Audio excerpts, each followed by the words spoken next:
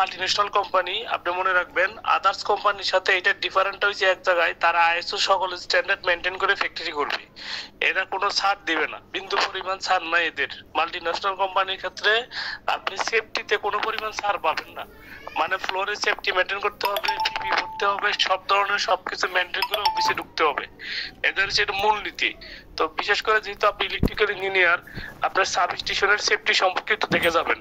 একটা সাবস্টেশনে কি কি ধরনের সেফটি মেনটেন করা থাকে, কোন একটা ব্রেকার ফেল করলে সেকেন্ডারি হিসাবে কোনটা এটা অ্যারেঞ্জমেন্ট করা থাকে, যে এটা সমস্যা হলে আমি অল্টারনেটিভ হিসাবে ট্রান্সফরমার একটা ক্র্যাক করছে আরেকটা দিয়ে চালাইতে পারবো।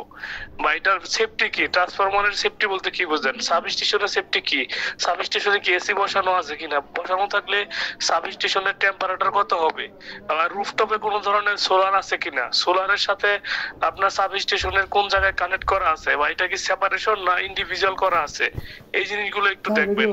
আর ইলেকট্রিক্যাল সেফটি জিনিসটা একটু বুঝবেন, একটা মোটর খুলতে গেলে কি ধরনের সেফটি মেনটেন করতে হবে, হ্যাঁ, বা লাগাইতে গেলে কি ধরনের সেফটি মেনটেন করতে, একটা মোটরে আগুন লেগে গেছে, ধোঁয়া উঠতেছে, বা মোটর গরম হয়ে গেছে, সেক্ষেত্রে করণীয় কি, এই ধরনের কিছু বিষয় আছে। বা একটা তারে আগুন লেগে গেছে, এই ক্ষেত্রে আপনি কি ধরনের ফায়ার এক্সটিংগুইশার ব্যবহার করবেন, ইলেকট্রিক্যাল সেফটি করবে। এবং CO2 ইলেকট্রিক্যালের সবচেয়ে ভালো ফায়ার এক্সটিংগুইশার, এটাই ব্যবহার করা হয়, কারণ ইলেকট্রিক্যালে তো আপনি পানি মারতে পারবেন না, ঠিক আছে, প্রাইমারি ড্রাই পাউডারই ব্যবহার করতে হবে। তো এই ইলেকট্রিক্যালের জন্য ফায়ার সেফটির বিষয়টা এটা মাস্ট বি জানতে হবে। যেহেতু RSC অডিট দুলাল ভাই বলছে, RSC সাস্টেনেবল এর অডিট আসলে আপনাকে সাবস্টেশনের রিপোর্ট রেডি করতে হবে, ট্রান্সফরমারের রিপোর্ট রেডি করা লাগবে, এগুলো আর ভবিষ্যতের কাজ। কিন্তু আপনি জয়েন করার কিছুদিন পরেই দেখবেন যে আপনাকে এই জিনিসগুলো ধরাই দিচ্ছে, যে আপনারা এই সেফটির অডিট গুলো রেডি করেন, RSC ডকুমেন্ট গুলো রেডি করেন, RSC তে সাতটা সাবস্টেশনের কি কি ক্রাইটেরিয়া আছে, কি কি রিকোয়ারমেন্ট আছে RSC এগুলো মেনে কি এরা সাবস্টেশন বসাইছে কিনা, বা ইলেকট্রিক্যালের কি কি ক্রাইটেরিয়া আছে RSC এর, বিএনবিসি রুলস অনুযায়ী সাবস্টেশনের ভবন কত তালা হওয়া দরকার এটা কি রাখছে কিনা, কতগুলো ভেন্টিলেশন দরকার RSC রেকর্ড অনুযায়ী। একটা সাবস্টেশন 50 ফিট বা 100 ফিট সাবস্টেশনে ধরেন 5টা জানালা রাখার কথা ছিল RSC অডিট নিয়ম, RSC নিয়ম অনুযায়ী। আপনাদের কোম্পানি কি এটা মেনটেন করছে কিনা, এই রেকর্ডিং, এই রেকর্ড ফাইলগুলো আপনার খুব তৈরি করতে হবে। মানে এটাগুলো প্রতি মাসে এগুলো আপডেট করা লাগে, কারণ RSC অডিট যখন আসবে আপনার ডকুমেন্ট দেখবে, সব ধরনের ডকুমেন্ট প্রিপারেশন আছে কিনা। সো বিশেষ করে ইলেকট্রিক্যাল সেফটি জিনিসটা একটু দেখে যাবেন, কারণ মাল্টিন্যাশনাল কোম্পানি জাপানিরা বা বিদেশিরা থাকলে অন্তত একজন ফরেনার আপনাকে সেফটি সম্পর্কে জিজ্ঞেস করবেই। কারণ আমি একটা মাল্টিন্যাশনাল কোম্পানিতে এর আগে ভাইবা দিছিলাম, জাস্ট জুম মিটিং এ আমাকে 4জন ডিপার্টমেন্টাল কোশ্চেন করছে, আর লাস্ট 2জন ইঞ্জিনিয়ার ছিল, তারা শুধু সেফটির উপরেই কোশ্চেন করছে, যে আপনি সেফটি সম্পর্কে কি জানেন আমাকে বলেন। তো এই বিষয়টা একটু মাস্ট বি মাথায় রাখবেন। আপনাকে ইলেকট্রিক্যাল সেফটি সম্পর্কে অথবা ওয়ার্কিং সেফটি সম্পর্কে আপনাকে মাস্ট বি জিজ্ঞেস করবে, বুঝতে পারছেন?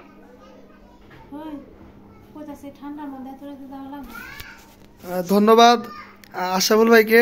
আমরা মনে হয় কিছু প্রশ্ন নিব। জি, রাকিবুল ইসলাম ভাই বলেন। ভাই একটা বিষয় আমি শেয়ার করতে চাই, সেটা হচ্ছে আমি বর্তমান যে কাজ করতেছি একটা কোম্পানিতে, এটা হচ্ছে একটা কনসালটেন্ট ফার্ম আর কি, যারা টেন্ডারের মাধ্যমে বিভিন্ন কাজ নিয়ে থাকে। সেটা আপনার পাওয়ার প্ল্যান্টের কাজ হতে পারে, power plant, control building, civil এবং ইলেকট্রিক্যাল ইনস্টলেশন।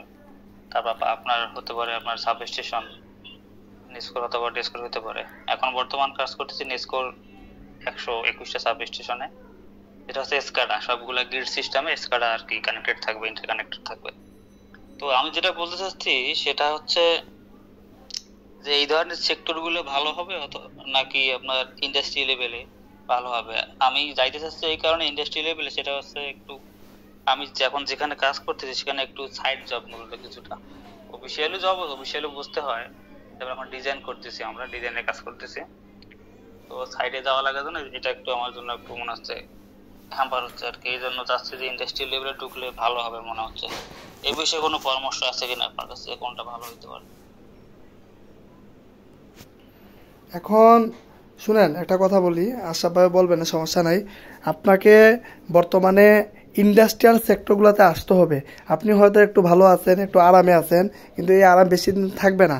কারণ যারা প্রজেক্টে বা সাইটে করে বিভিন্ন কোম্পানি পরে ইন্ডাস্ট্রিয়াল সেক্টরগুলোতে আসতে চাইলে ওরা নেয় না। যেন আমার একটা অভিজ্ঞতা আমি শেয়ার করি, সেটা হচ্ছে শুধু আমার অভিজ্ঞতা না, এটা বর্তমানে একটা সিস্টেম হয়ে গেছে। আপনি যে ট্যাগে আছেন এই ট্যাগে না থাকলে আপনাকে কেউ নিবে না।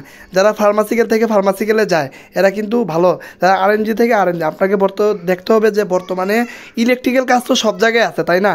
তো আপনাকে দেখতে হবে বর্তমানে মার্কেটে চলতেছে কারা কারা আগাইতেছে। ওই যে বর্তমানে টেক্সটাইল বা আরএনজি সেক্টরগুলো কিন্তু হিউজ পরিমাণ মাল্টিনেশনাল কোম্পানি বা বড় বড় কোম্পানিগুলো ঢুকতেছে। তো ভবিষ্যতে কি এখানে ডিমান্ড আছে, তো আপনার যখন ডিমান্ড থাকবে তখন আপনার চাকরি আছে। আর সাইটগুলোতে দেখেন, ওই যে বললাম অনেক কোম্পানি নিতে চায় না, কারণ সাইটে যারা চাকরি করে ওরা বেশিরভাগই অনেক পরিশ্রমী হয়, ঠিক আছে, কিন্তু স্যালারিও বেশি পায়। তো এখানে অনেক কিছু পয়েন্ট আছে যার কারণে অনেক কোম্পানি সাইটে যারা মানে ট্যাগ মিলে না, যেন উনি তো আছে সাইটে, উনি তো ইন্ডাস্ট্রিয়াল কোনো এক্সপিরিয়েন্স নাই। আপনারা বিডি জবসে দেখবেন যখন ওইখানে ওই যে ক্যাটাগরি যে আছে, অ্যাপ্লাইড যে ক্যাটাগরি, ওখানে দেখবেন যে আপনি কোন সেক্টরে আপনি আছেন, ফার্মা নাকি হেভি ইন্ডাস্ট্রি না ওয়েল সেক্টর দেখেন। তো এইরকম প্রত্যেকটা জায়গায় এখন এইরকমই সিস্টেম। আমি বলবো যে আপনি আরএনজি সেক্টর বা টেক্সটাইল বা ফার্মা যে কোনো বর্তমানে যেটা মার্কেটে বেশি চলতেছে, আগামীতে চলবে, ওইটা দেখতে হবে। কারণ সব কিছুর উৎস হচ্ছে টাকা। আপনি যদি এখন সিমেন্ট সেক্টরগুলোতে কেরিয়ার করেন, সিমেন্টে কিন্তু অনেক বিদেশি কোম্পানি বাংলাদেশে ঢুকে গেছে, তাই না? এই যে একটা কেরিয়ার সামনে অপরচুনিটি আছে আর ডিমান্ড আছে, মানে আপনি আছেন। তো এই জন্য আমি বলবো যেহেতু সুযোগ পাইছেন, ট্যাগ পরিবর্তন করে এই সেক্টরে ঢোকার ট্রাই করেন। বুঝতে পারছেন? ধন্যবাদ ভাই। মুজাহিদুল ভাই কিছু বলবেন? হাত তুলছেন। হ্যাঁ তো ভাই, আমার কিছু কোশ্চেন আপনার নিকট আছে, যেহেতু আপনি আরএমজি সেক্টরে আছেন। বলেন। আচ্ছা, এইটা সার্কুলারটাতে আপনি দেখেছেন নিশ্চয়ই যে এখানে ইলেকট্রিক্যাল অবলিক মেকানিক্যাল মেইনটেনেন্সের ব্যাপারে খুব ওরা একটু জোর দিয়েছে। তো সেই ক্ষেত্রে কি এরা ইলেকট্রিক্যাল ইঞ্জিনিয়ার দিয়ে কি মেকানিক্যালটাও কভার করতে চাচ্ছে, এরকম মনে হয় আপনার?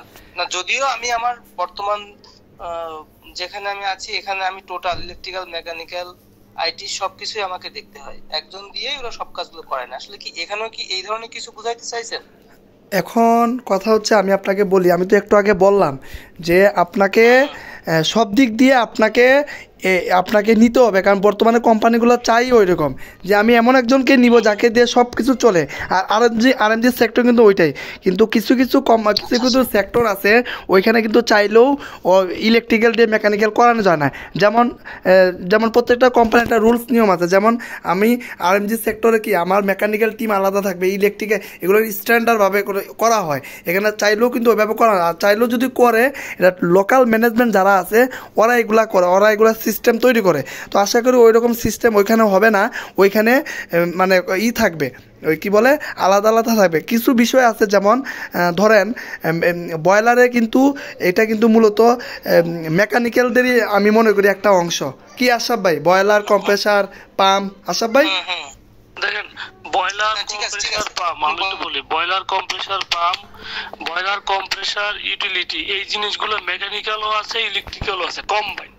কারণ কি অনেক সময় দেখা গেছে বয়লার ইলেকট্রিক্যাল সমস্যা হয়েছে মেকানিক্যাল ভালভের কারণে, তখন অনেক সময় ইলেকট্রিক্যাল ইঞ্জিনিয়ার বলে এটা তো আমাদের ঠিক আছে, মেকানিক্যালের ভালভটা একটু দেখেন। তো জাস্ট আপনাকে ওই হালকা একটু নলেজ মেকানিক্যালের আছে কিনা সেটা দেখতে হবে, নট অনলি প্রপারলি। বুঝছেন? আপনাকে বেসিকটা একটু ধারণা থাকলে হবে। ধরেন একটা পাম্প প্রেসার উঠতেছে না, কিন্তু ইলেকট্রিক্যালে আপনি দেখলেন আর এম্পিয়ার ঠিক আছে, সবকিছুই ঠিক আছে, মোটরের রেস ঠিক আছে, সব ওকে আছে, তখন আপনাকে সাজেস্ট করতে হবে কি, দেখেন আমাদের এটা ঠিক আছে, আমার মনে হয় মেকানিক্যালি ইমপ্লয়ারের সমস্যা অথবা ওনাদের ব্যারিং সাইডে কোনো প্রবলেম আছে, কাইন্ডলি এটা একটু দেখেন। তার মানে কি আপনি অ্যাকুরেটলি বলতে পারতেছেন যে আমার সাইড ওকে আছে। এই জন্যই বলছে যে ইলেকট্রিক্যাল মেকানিক্যাল মানে কি আপনি যেন বেসিক একটু মেকানিক্যাল মেইনটেনেন্সের ধারণাটা নিতে পারেন, এটার জন্য এই জিনিসটা উল্লেখ করছে, আর কিছু না। আপনাকে দিয়ে মেকানিক্যাল কাজ করবে বিষয়টা এমন না। কারণ কি মাল্টিন্যাশনাল কোম্পানি কখনোই একজনকে দিয়ে দুই ধরনের কাজ করে না, ওদের রুলসে নাই। ঠিক আছে? আচ্ছা আচ্ছা, না এটা আমার না ঠিক আছে। আরেকটা বিষয় এখানে এখানে আরেকটা বিষয় দেখেন, আমি কম্পোজিট ফ্যাক্টরিতে যেটা দেখছি ওইখানে আসলে এটা আমি বললাম তো, এটা আসলে লোকাল ম্যানেজমেন্ট, এরপরে নিজেদের কিছু যারা ইঞ্জিনিয়ারিং ডিভিশনে যারা থাকেন যেমন জিএম ডিজিএম, এটা ওনারাও এটা একটা সিস্টেম তৈরি করে, বা লোকাল ম্যানেজমেন্ট এটাও একটা সিস্টেম তৈরি করে। আর বর্তমানে বাংলাদেশে বেশিরভাগ ফ্যাক্টরিগুলোতে এটা হয়।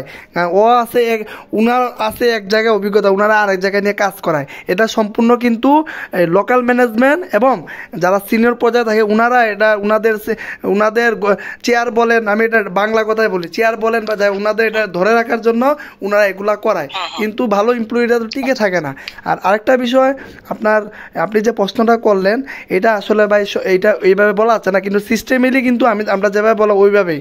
এরবারে যদি অতিরিক্ত কিছু করায় আশা করি ওই রকম হবে না, যদি করায় এটাও যে লোকাল ম্যানেজমেন্ট বা সিনিয়রদের চাপাচাপি আর কি, বুঝছেন? আচ্ছা আচ্ছা, আরেকটা বিষয় হয়েছে কি, আপনি আরেকটা বিষয় আমি বলি, জানেন ভালো, আপনারা যখন সিনিয়র হয়ে যাবেন, ধরেন আমি যদি নিজেকে দিয়ে বলি, মানে আল্লাহর রহমতে এখন সিনিয়র পজিশন, তো মেকানিক্যাল সমস্যা হলেও বলতে পারি, ইলেকট্রিক্যাল সমস্যা হলেও বলতে পারি, মোটামুটি ইলেকট্রিক্যাল মেকানিক্যাল সম্পর্কে সাউন্ড নলেজ হয়েছে। কারণ কি, আমরা যখন এখন কোথাও ইন্টারভিউ দেই সিনিয়র পজিশনের জন্য, তখন আমাদেরকে কিন্তু ইলেকট্রিক্যাল থেকেও কোশ্চেন করে, মেকানিক্যাল থেকেও কোশ্চেন করে, আপনার বয়লার থেকেও করে, আবার হচ্ছে আপনার কম্প্রেসার এগুলো থেকেও করে। কারণ কি, আমাদের একটা সারাউন্ডেড নলেজ হয়ে গেছে এক্সপেরিয়েন্স লাইফে। তখন আমাকে ইন্টারভিউ বোর্ডে কিন্তু বলতে পারে যে কম্প্রেসার ফাংশনটা একটু একটু বলেন তো, আপনি তো অনেকদিন ধরে আছেন সিনিয়র পজিশনে, তখন আমরা জানি বলতে হয়। কিন্তু নট অনলি আমি তো বলতে পারবো না স্যার আমি তো ইলেকট্রিক্যাল ইঞ্জিনিয়ার না, আমি তো জানি না।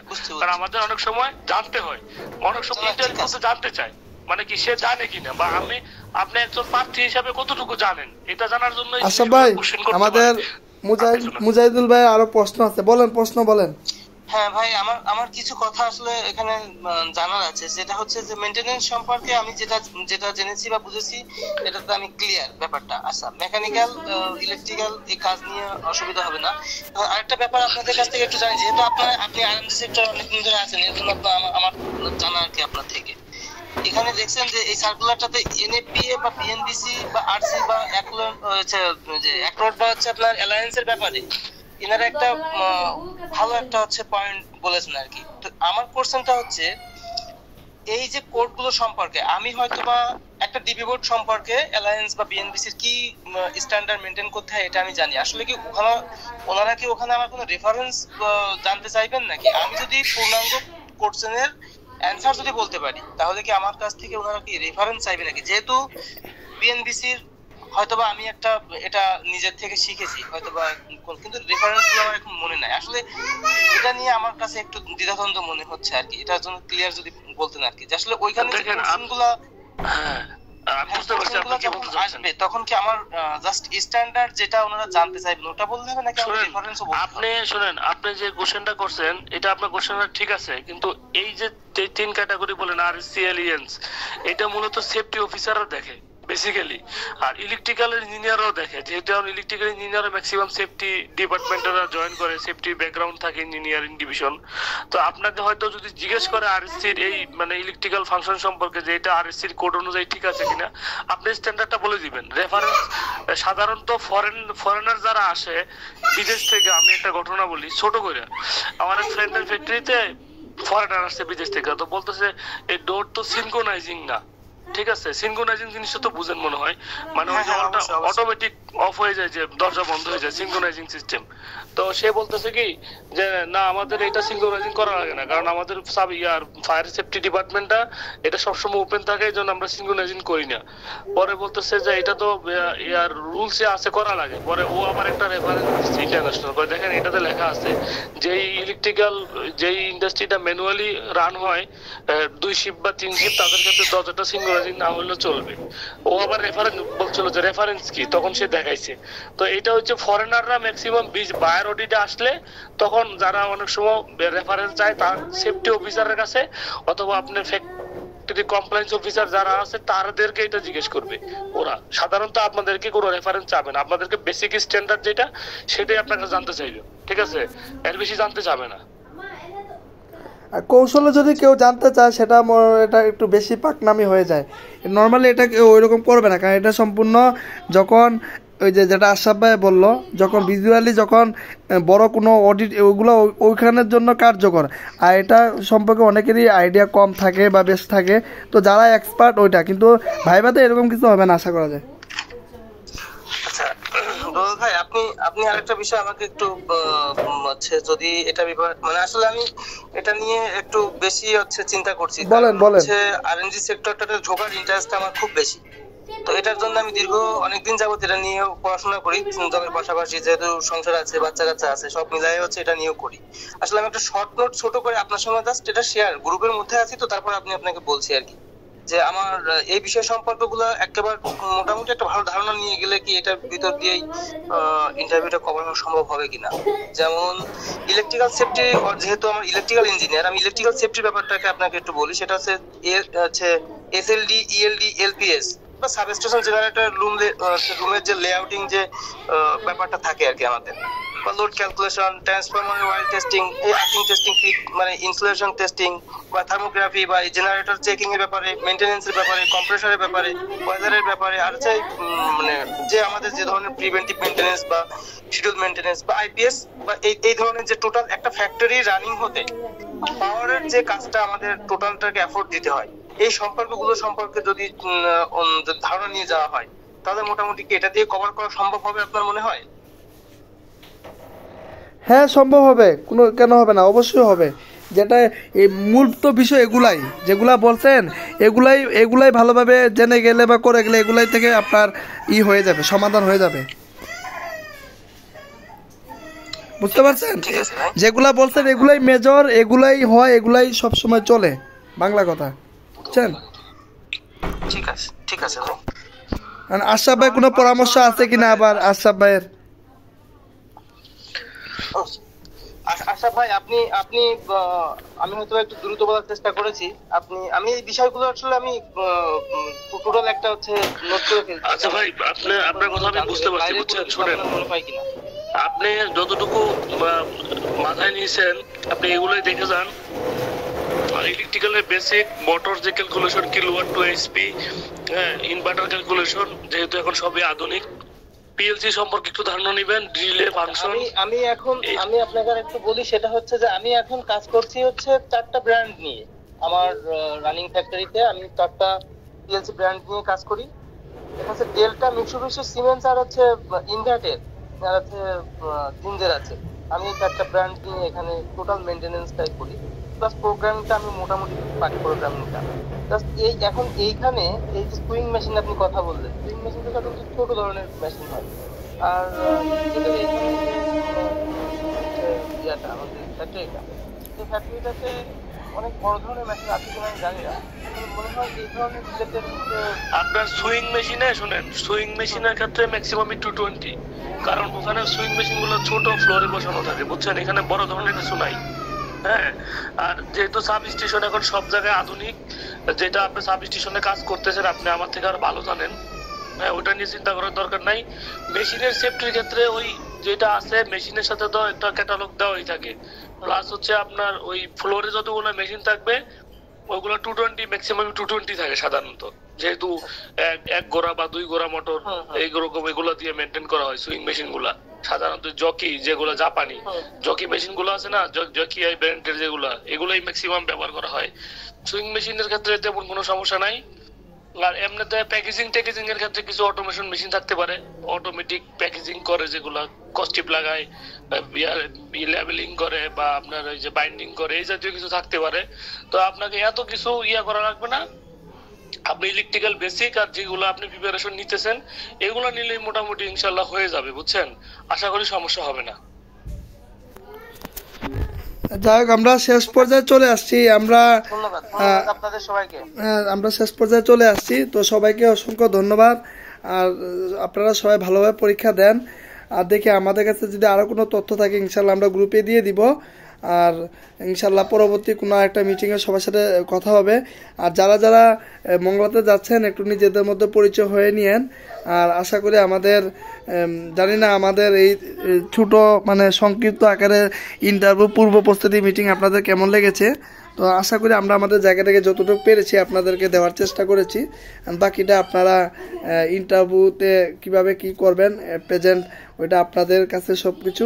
আর অবশ্যই পরীক্ষাটা ভালোভাবে দিবেন, কারণ বর্তমানে একটা ভালো পরিবেশ বা ভালো একটা কোম্পানি, ভালো একটা হ্যান্ডসাম স্যালারি বা ভালো একটা জায়গায় যেতে গেলে অবশ্যই পড়াশোনা বা একটু আগে থেকে যদি কোনো কিছু না জেনে যান তাহলে কিন্তু সেই সরকারি চাকরির মতো যে ভালো অপরচুনিটি আপনি মিস করলেন। এই জন্য আমাদের জায়গা থেকে আমরা যতটুকু পেরেছি আপনাদেরকে দেওয়ার চেষ্টা করেছি, এতটুকুই আর কি। ঠিক আছে, ধন্যবাদ দুলাল ভাই, আপনাকে অনেক ধন্যবাদ। আশা ভাই, সবাইকে ধন্যবাদ এবং বেস্ট অফ লাক। ওকে, শুভকামনা। সবার জন্য আপনাকে কষ্ট করি আমাদের সময় দেওয়ার জন্য। ইনশাআল্লাহ ইনশাআল্লাহ, ধন্যবাদ সবাইকে। আসসালামু আলাইকুম।